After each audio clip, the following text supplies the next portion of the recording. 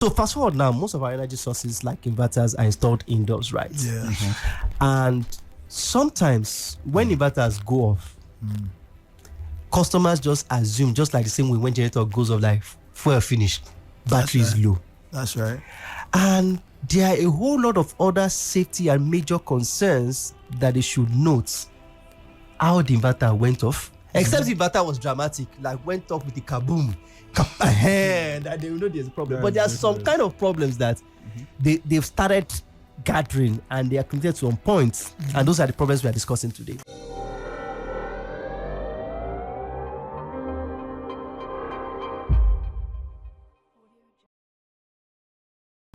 Yeah, beautiful afternoon again, and welcome to Talking Watts. And yeah, it's a beautiful time to come on the show, especially after our market, where we've discussed a whole lot of things, the market space, businesses, and how to grow them. All right, so today I'm with two other persons from the office. So introduce yourself. My usual co-host now. All right, good afternoon, audience. My name is Okpeyemi Sulola, live on 98.3 FM. Hi, right. My name is Raymond Marago. All right, so thanks everybody. So today it's a different dimension of conversations, right? And I would say today's message is who of light. So let's discuss it, right? Yeah. So most of the conversations we have on the show are based on customers' experience and feedbacks that we get, right? And today we discovered that there's usually a lapse in some things in the judgment of customers in some situations. So let's say, for example, in the days when you used to have generators, and by the way, I think I have a small gist. Let's rewind about 13 years, about 13 years ago. Yes, 13 years ago. I used to have who knows I passed my neighborhood gen? Do you know? You are definitely, your generation is I passed. You know I passed. Some people on my left here they don't really know I passed my neighbors. Those guys with the face cap. But to clarify, right, I had that I passed my neighborhood generator, right? And as a software engineer then, my major work is usually in the evening. Even when I come back from work starts when I come back from work, right? So that day I remembered vividly. It was a 4-liter keg. So you know that 5-liter keg, I bought the petrol, I bought the engine oil, I've mixed it, and I was whistling down to come and turn on my generator under the step. Only for them to do you a strong And I discovered that my generator was not there. I searched for my generator inside the gutter. I checked. Why did you start from the gutter? Because maybe it's rolled off for some reason. Like, okay, maybe I just couldn't see it. They did you strong thing. And I think that was one of the major turning points where I started using renewable energy sources. That's it now. If something doesn't go bad, something doesn't. Because it was critical to me then to get my source of power, and at least for it to come and break my door and carry my inverter now, then that's a serious matter. So fast forward now, most of our energy sources like inverters are installed indoors, right? Yeah. And sometimes when inverters go off, customers just assume, just like the same way when generator goes off, like fuel finished, battery is low. That's right. And there are a whole lot of other safety and major concerns that they should note how the inverter went off. Except the inverter was dramatic, like went off with the kaboom, and they will know there's a problem. But there are some kind of problems that they've started gathering and they are committed to on point. And those are the problems we are discussing today. All right. Okay, before we go ahead, we'd like you to join this conversation if you have questions concerning your inverters, concerning if your inverter has gone off at a strange way, in a strange way, renewable energy system, anything around renewable energy, you can just call in to ask questions and to gain knowledge. All right, call us on 091-36000-410. I'll take that again, 091-36000-410. You can call in on the show and let us have that conversation regarding your energy. Over to you, Larry. All right, so the first reason that a lot of people don't even note, especially if we are not running a very big inverter system, is load balancing. Very critical. So load balancing, how do I explain this without sounding technical? All right, remember, I will always take you down memory lane, right? When you live in a street and just tell you that your street doesn't have lights, but the next street has lights. And so that, facing it, that face is out. So what do? You see, most times you don't even need an electrician for that. Yeah. You see people just take their cutouts or their fuse And then and put it somewhere transfer to else. the And make the next switch, available yeah. phase. Nothing damages the central transformer faster than that. If it's already bad, That's right. then everybody moves their load On to the another next available. Then they overwhelm it, and within a week or two, your entire transformer is down. bad. Yeah, In most large-scale electrical systems, there are usually 3 phases. that's correct. And that's the whatever color you want to call it, maybe red, blue, and green, or different people, but there's a standard to the colors, right? And in a building, if properly built and properly wired, most of the loads should have been balanced on the 3 phases. Okay. But when people come to install inverters, they don't ask those kind of questions. They just install inverters and connect the 3-phase to especially a 3-phase inverter. That's correct. Now, don't get me wrong, there are some new set of inverters that are smart enough that even when one phase is getting overloaded, the system can adjust itself to the lag, not completely, to some extent, to cope for that lag on the other phases. Okay. But if you have a system where one phase is reading like 100% and the next phase is reading 20% and the last phase is reading 5%, there are some safety mechanisms. So now, for inverters to go off, some inverters are smart enough to kill themselves before you kill them, That's right. or protect themselves, or go to sleep before you come and kill them. Or make a sound. Make a sound. Yeah. Yes. Now, and some inverters will not even make sound before Yes. disaster happens. Yeah. Some will give you the sound, right?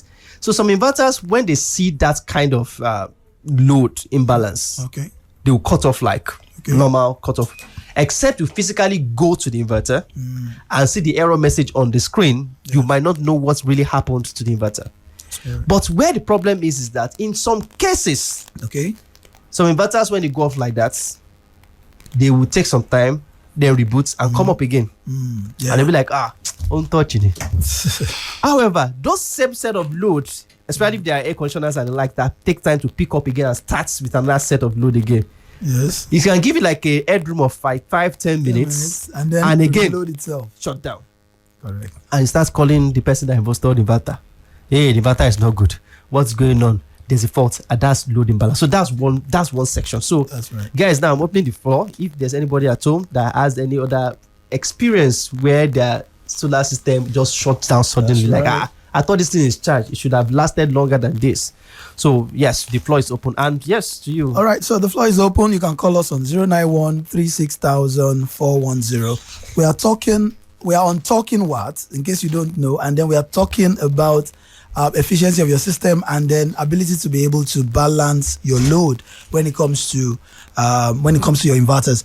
A lot of times, people just like you said, people just feel that, oh, I have 5 kVA, 10 kVA, and then it should carry this thing, and they keep loading it. In fact, what we've found out on the field is that a lot of people, they will tell you, oh, I don't even have, it's just my TV, how they come with They always emphasis. put just. Yes, they will just come with a tone. Like, I don't even have anything. But they will be making their attempts to put, Can it also power this? and then they will power this one, power that one, and then add a little more load, and then everything just shuts down. No, there's even another dimension where you have finished the installation. Yeah. It's working, it's tested. Okay. Then you've left. Then they call an electrician that, okay, come, that inverter, that fridge, let me add that. Yes. This one, let me add it to you. Those- outside the scope of the installation, what they That's told correct. they wanted to install. That's correct. So that also happens.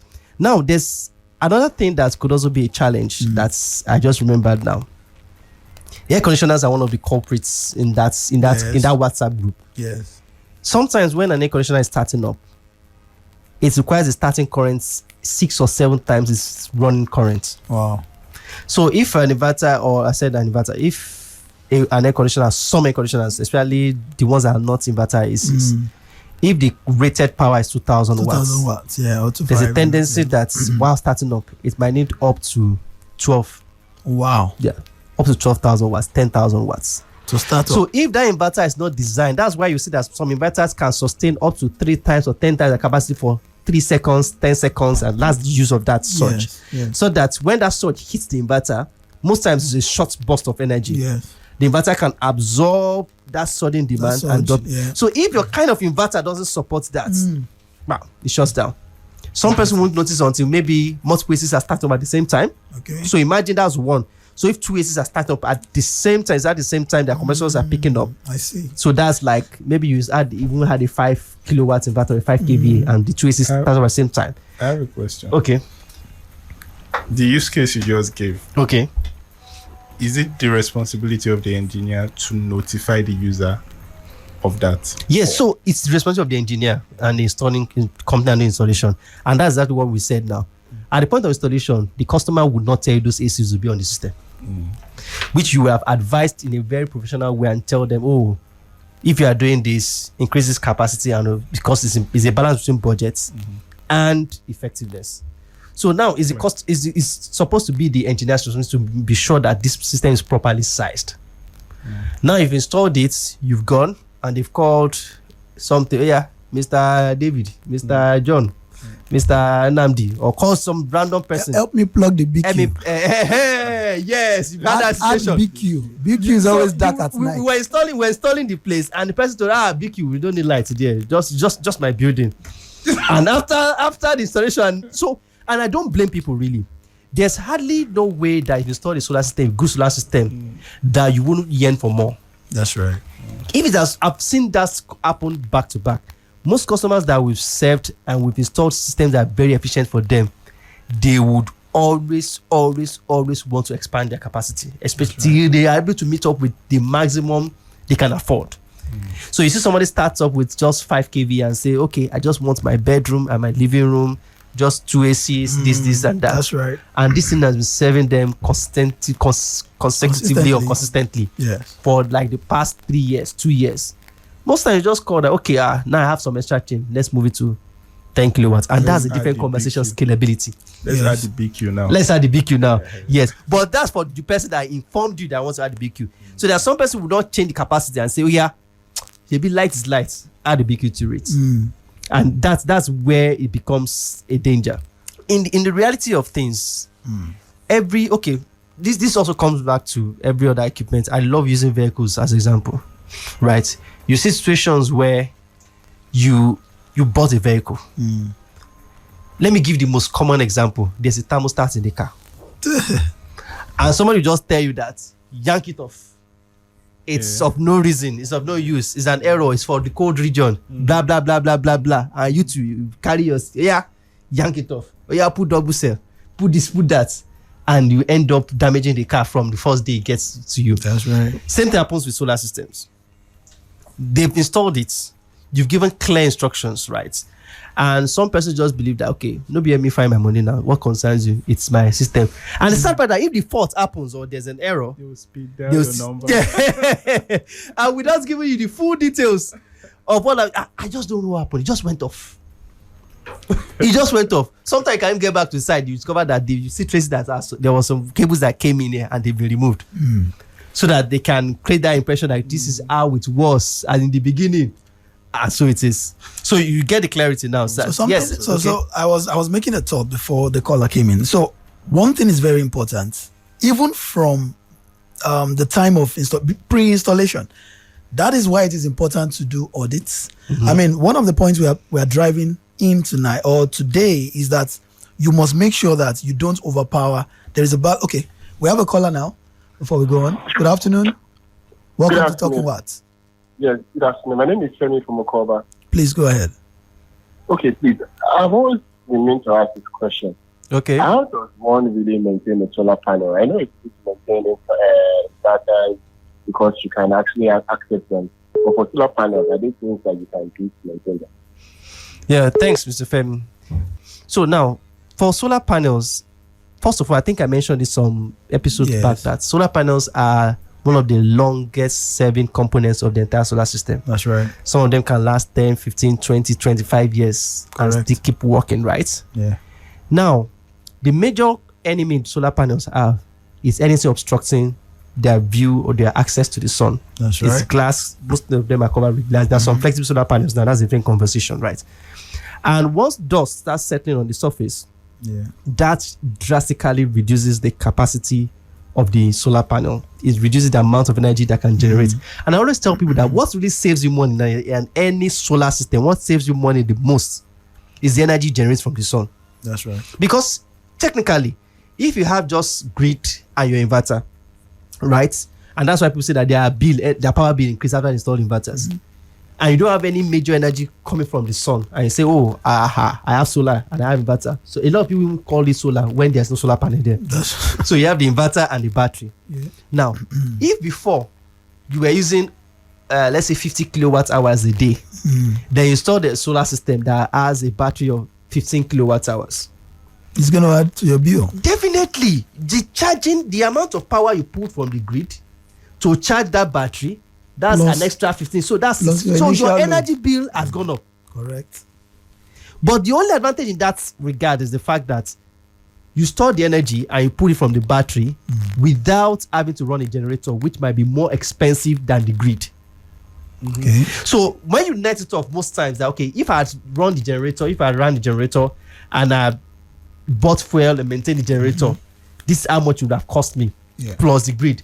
However, when people are doing the audit to confirm if they have a return on investment, they don't factor that generator in. They will just say that, oh, before, especially if you're a 3-bedroom flat, a 4-bedroom duplex, my power bill was 300,000 naira. I installed in quote solar, like I said, just inverter and battery. I installed solar, and my bill is now 400,000.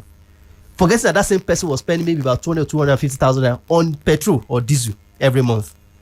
But they will come and say that, oh, my cost of power has gone up. And there are situations where some person will even install solar panels and the inverter is configured wrongly. Most times when inverters are hybrid inverters that can use solar panels and the grid, they will install solar panels, but the hybrid system that judges where the source of power should come from is not prioritizing the use of the solar panels. Or even the solar as a primary source. And the primary source, yes. So you see systems... Big grid for an option or yes, an just a simple power. configuration can be to either in a base of 400k per month or save you up to 300k a month on just one system, just configuring it right. That's right. So a lot of people just install like installers that you just install, put battery and inverter, plus and minus, connect, and you believe that you're done with. But the configuration goes a long way. Even safety-wise, what you configure an inverter can also help with the safety. How should the inverter react to situations? Now, for the person asking about their solar panel, how they should. the best thing to do for it is to always clean your solar panels. And when I say always, I didn't say resume every morning. Wake up and carry mop, go to your room. Most times these rooms are not easily accessible. That's right. So I will use our office as an example. A lot of our offices are fully off the grid, right? And they are solar powered. And because we know that that's our only source of power, so we had to pay more attention. So what we did is that we had automated sprinklers Yes. that come up every single day. Yes. At least twice. Yes, I think once or twice a day in segments. Yes, 10 and 11 a.m. or so. So yeah, they come up and they use high pressure water to wash off dust from the screen of the solar panels. That's correct. However, it's not perfect. It's not like it will make it sparkling clean. And once in a while, I think once in a quarter or so, Yes. we now do proper washing and cleaning. Yeah. So that's the major maintenance that. So you there have are a to do for few solar things you panels. need to pay attention to for that caller that called in. Number one, you must be careful to know the strength of your roof so that people don't go on your roof and then you cause more damage to yourself. Yes. So that's very important. Number two, you must ensure that it's a professional that is doing it for you. Just like he said, if you can't afford a sprinkler, you must find an alternative way. And it just boils down to the fact that you need a professional to ensure that your solar system. Yes, because you don't want them to, mess your roof up and then it goes into your POP in case you have POP. And then we've had stories in recent times of POP just falling down in people's living room and, things like that. So just do the needful. You can call us at any point in time and let us do that for you on 091 39686844. Just call us. I also have another advice for the person, right? Yeah. If you weigh all the options we're giving you and discover that the access to my roof is almost like impossible. So don't be dismayed, right? It's not a permanent problem. Just thank God for the rain that comes once in a while. The rain also does a little job. In fact, maybe just 40% of it, but it still does something. That's right. The rain still helps to wash the panels. That's why immediately after especially if there's an heavy rain overnight or in the early hours and the sun comes, your solar system generates very, very high, a lot of power. Right. It's because there's clarity on the screen.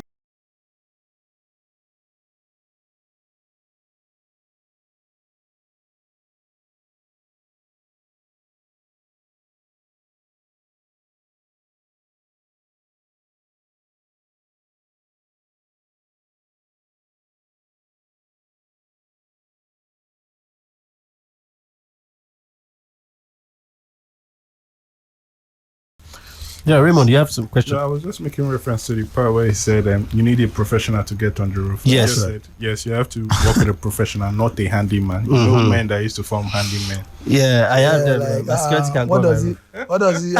Yes, I remember a My driver story. can do Somebody called the security guy to go wash the solar panels. You've seen guys wash it, right? So if you just soap, water, and mop and some things, that's how some people wash panels, right? Unfortunately, that installation was not properly grounded. My God. Immediately the man stepped on the roof with the wet leg and he felt the power. Then he knew that yes, this thing is not a joke. What is referring to that? Especially There was a shock. especially under the very bright sun when the system generates at its maximum capacity. Yes. It's very dangerous to climb your roof that has solar panels if you don't have proper grounding. Yes. What you call shock will happen to that person. In fact, sometimes some people tell us, somebody was trying to fix something on the roof. They were trying to carry the STV dish, and then something was shocking. I mean, we hear such stories, and we tell them that if it's properly grounded, It shouldn't. then it shouldn't. So, and one thing is that we say power is power. There's this misconception that people believe, just assume that power from inverter or solar system is toy power. The one from the grid, It's the original. real power. The one from generator is real power. That's a make- Now, I'm breaking it to you in the reality that if you have 100 kilowatts from grid, it is same 100 kilowatts capacity from inverter. So if there are 100 kilowatts from grid, you see, we've literally had situation where people tell that, are you sure that inverter can carry all these ACs? I'm like, is your NEPA powering them? Yes. Is your generator powering them? Yes. So why shouldn't there be a solar system that can power them? It's a myth that people have not come to terms with, that solar systems can carry anything. Yes. All right, Yeah, we have okay, a caller. okay. Thank you. Hello, good afternoon. Hello. Talking what?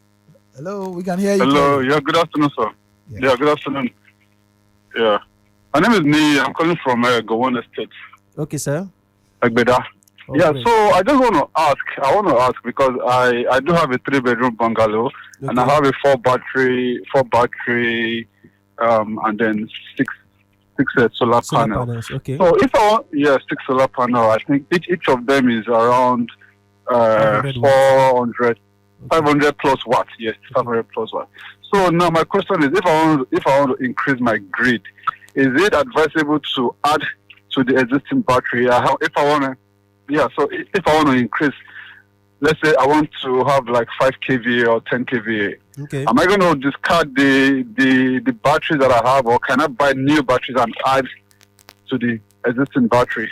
All right. Okay. Okay. So we'll give you a That's my response. question. Okay. All right. So we'll give you a response. All right, thank you. And I would say that this question brings me joy because I've seen it happen several times, right? Yeah. From what you mentioned, we have just few minutes, right? Yeah. From what you mentioned, that means already has an existing system. Correct.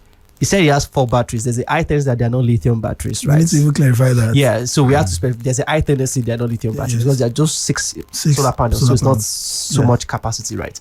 Now, a lot of times, even if you had bought those 4 batteries brand new, Yes. sometimes maybe due to the way it is wired and all those things, a battery can be running faster than the And other. the other, yes. Once there's an imbalance in that system, it's always the power of the weakest link. Yeah.